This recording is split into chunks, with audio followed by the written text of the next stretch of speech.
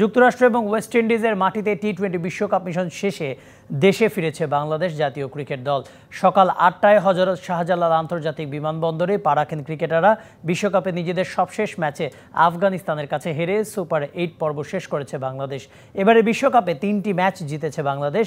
এক আসরে সর্বোচ্চ 3 ম্যাচ জয়ের নজির এবারই গড়ল টাইগাররা। কিন্তু টুর্নামেন্টে বাজে পারফরমেন্সের কারণে সমালোচনার মুখে পড়েছে দলের ব্যাটাররা। গ্রুপ পর্বে 4 ম্যাচের সবগুলোই মন্থর উইকেটে খেলেছে বাংলাদেশ। তবে সুপার 8-এ অ্যান্টিগায় ভালো উইকেট পেলেও অস্ট্রেলিয়া ও ভারতের কাছে হেরে যায় বাংলাদেশ। বিশ্বমানের থার্মিক্স রড, সালাম স্টিল থার্মিক্স, দেশের একমাত্র থার্মিক্স রড।